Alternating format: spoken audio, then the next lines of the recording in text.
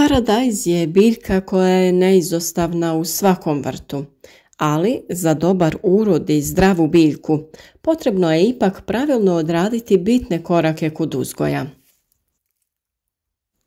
Kada smo se potrudili da uzgojimo zdrave presadnice, sasvim je logično da se pravilno presade u zemlju i njeguju, te sa nestrpljenjem čeka obilje plodova koje ova biljka može da iznese.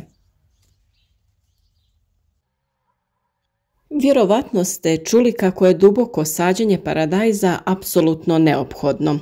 Možda vam je čudno kada vidite da neko zatrpava rasad paradajza doslovno do listova, ali to je stvarno obavezno ako želite bolji prinos paradajza. Paradajz nije teško uzgojiti, mada je u današnje vrijeme postao izazov biljke u vrtu održati zdravima cijelu sezonu. Kako bi pratili naše savjete o uzgoju i zaštiti ove i drugih biljaka, zapratite kanal i budite u toku sa radovima. Najbolji rezultati u proizvodnji postižu se tamo gdje se paradajz gaji na dubokim, rastresitim, dreniranim, to jest vodopropustljivim toplim zemljištima, blago okrenutim jugu, dobre strukture i bogatim u hranjivima, koje se nalaze u lako pristupačnom obliku. Upravo zato najbitnija je pravilna priprema zemljišta. Naime, paradajz je jednogodišnja biljka i gaji se u plastenicima, staklenicima i na otvorenom polju, što je i najčešće na malom posjedu ili okućnici. Dijeli se na rane, srednje rane i kasne sorte, te na niske, srednje visoke i visoke. On ima dobro razvijen vretenast korijen sa puno bočnih žila, a glavni korijen prodire u dubinu do 1,5 metar. Ipak, najveća masa korijenovog sistema razvija se do dubine od 40 do 50 cm, što zavisi od kvaliteta zemljišta i njegove pripreme. Biljka stvara i adventivno korijenje koje ga dodatno hrani, obezbjeđuje vodom i pričvršćuje za zemljište. Stablo je zeljasto razgranato, a njegova visina se kreće od pola do čak 3 metra, što zavisi od selekcije i načina uzgoja. Paradajz je toploljubiva biljka, traži dosta svjetlosti, a svrstava se u usjeve sa srednjim zahtjevima za vodom. Kritično razdoblje za vlagu je vrijeme cvjetanja i zametanja plodova, što traje 1 do 2 mjeseca. Za normalan rast i razvoj traži umjerenu vlažnost zemljišta i zraka. U plodoredu paradajz za prethodnu kulturu zahtjeva salatu, špinat, mladi luk, rotkvicu i sl., a nikada ga ne treba uzgajati iza biljaka poput paprike, patliđana ili krompira. Kao što u ovim kadrovima vidite, u ovom videu donosimo vam način na koji možete da posadite paradajz koji će biti otporan na bolesti, a koji će opet ostvariti najbolji prinos. Mnogima ovo vjerovatno izgleda jako čudno, ali postoji dobar razlog za ovakav način sadnje biljaka paradajza. Paradajz mora da se sadi duboko, jer kada je riječ o njemu, sve je u korijenu. Naime, biljka paradajza pušta korijenje gdje god mu je stabljika zakopana. Čim stabljika paradajza dodirne zemlju, ona će pustiti bijelo sitno korijenje.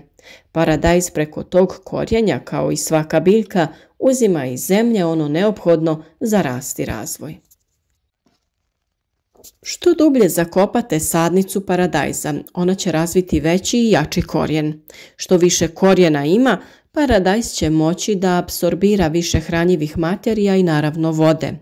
Dodatni korijenov sustav će pomoći biljci da ostane uspravna pod pritiskom vjetra i tereta plodova. Ako rano posadite paradajz duboko u zemlju, on će ostati netaknut jer će ga zemlja zaštititi od hladnog vremena i proljetnog mraza. Sada se nameće pitanje koliko duboko treba saditi sadnicu paradajza. Naime, čak 2/3 biljke paradajza bilo bi preporučljivo staviti u zemlju, kako biste u potpunosti omogućili biljci da razvije jak korijen. Prvo je potrebno izmjeriti biljku kako biste bili sigurni da ćete napraviti rupu dovoljno veliku prije sadnje. Vjerovatno će biti dublja nego što mislite. Najbolje vrijeme za sadnju sadnice paradajza je kada ona naraste na oko 15 do 30 cm. Zbog vremenskih uslova sadnja se nekada malo i odgodi, ali to ne znači da paradajz koji je duži nije kvalitetan. Dapače, taj paradajz možete još dublje ukopati i on će biti još jači i još otporniji. A razmak između biljaka na koji sadimo paradajz je između 40 do 50 cm. Uklanjanje donjih listova i stabljika nije važno. Oni se jednostavno mogu zakopati sa ostatkom biljke. Međutim, možete ih naravno ukloniti ako će to olakšati sadnju. Kao što sam rekla, kod same sadnje paradajza jako je bitna kvalitetna priprema tla kako bi se biljka što bolje razvijala i kako bi se ovakva duboka sadnja što lakše odradila. Uvjerite se da tlo nije tvrdo ili zbijeno. Novi korijenov sistem neće moći da raste i da prodre kroz zbijeno tlo, zbog čega je proces duboke sadnje onda uzaludan. Bitno je prvo pripremiti zemljište dok ne postane rastresito, a zatim možete da dodate i kompost. Postoje dvije metode pri dubokoj sadnji paradajza, metoda rupe i metoda rovova za sadnju bočno. Višlje sadnice se mogu saditi ovako bočno, dok se one niže, to jest manje sadnice, mogu saditi u rupe jer tada nećete morati kopati previše duboko. Metoda dubokih rupa je najčešća, ali može biti teška na zbijenom tlu. Rupa treba da bude dovoljno duboka da se veći dio stabljike do malo ispod gornjeg skupa listova zakopa. Svakako lakša za odraditi je metoda rova, to je sadnja bočno. Metoda rova je idealna ako je vaše tlo malo zbijeno ili ako ne možete iskopati dovoljno duboku rupu da primi pune 2/3 biljke paradajza. Jarak treba da bude duboko oko 15 cm sa dužinom koja odgovara 2/3 visine biljke paradajza. Položite biljku paradajza na stranu pa pod blagim uglom tako da su gornji listovi izloženi ispunite zemlju oko stabljike. U same jarke prilikom sadnje možete dodati kompost, stajsko gnojivo ili neko peletirano gnojivo, kako bi biljka imala sve što je potrebno za zdrav početak i kvalitetan daljnji razvoj. Preko sloja hranjiva potrebno je nagrnuti malo zemlje, a mi smo također dodali tanak sloj pepela nastalog sagorjevanjem drveta kako bi biljka u startu imala prirodna hranjiva koja su joj potrebna. O primjeni pepela u vrtu smo već dosta govorili, tako da sve o tome možete saznati na našem kanalu. Prilikom sadnje također možete primijeniti prihranu kalcijem kako bi zaštitili vaše biljke od truleži ploda na vrijeme, jer biljkama je potrebno neko vrijeme kako bi usvojile kalcij iz tla. O toj temi također imate poseban video na našem kanalu. Nakon sadnje na vama je da vaše biljke dobro zalijete. Dobro zalijevanje potiče korijenje da raste i širi se prema dole. Upravo to i želite, da iskoristite prednosti dubokog sađenja paradajza. Pobrinite se da dobro zalijevate tokom vegetacije kako biste održali snažan i zdrav korijenov sistem. Nakon sadnje možete u vodu za zalijevanje dodati kristalonsku prihranu namijenjenu za ukorjenjavanje, NPK hranjivo omjera 10-20-10 ili slično. Bitno je da udio fosfora označenog sa znakom P bude veći od udjela dušika i kalija, jer je fosfor neophodan za dobar razvoj korijena. Također ukorjenjavanje možete potaknuti i sa nekim prirodnim biostimulatorima poput čaja od vrbe, otopine od kvasca i sl. O tome smo mnogo pričali u drugim videima, pa recepte za te prirodne stimulatore razvoja korijena potražite na našem kanalu.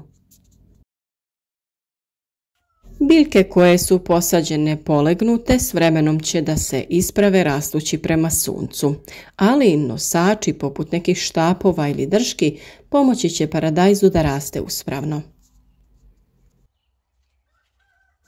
Kada koristite metodu sadnje u rovovima ili sačekajte da biljka poraste uspravno prije nego što postavite nosače, ili postavite štap pored horizontalne stabljike i sačekajte da se ispravi prije nego što ju zavežete. Ukoliko se pravilno posade, biljke će u roku od 24 sata već imati uspravan položaj. Postoje razne metode vezanja paradajza. Naravno da ćemo o toj temi posebno pričati u nekom od narednih videa u kojem ćemo vam pokazati sve metode vezanja i pričvršćivanja paradajza. Kada ste već prošli sve korake do sada od sijanja, pikiranja, to jest uzgoja zdravih presadnica, jedino što vam preostaje jeste da kvalitetno posadite vaše biljke. Ovo je stvarno najbolji način kako bi imali jake, zdrave i plodonosne biljke. A o zaštiti i daljnjim koracima pri uzgoju paradajza pričati ćemo još puno. Vi zapratite naš kanal ukoliko već niste, te pratite savjete o uzgoju ovog i drugog povrća, naravno i voća.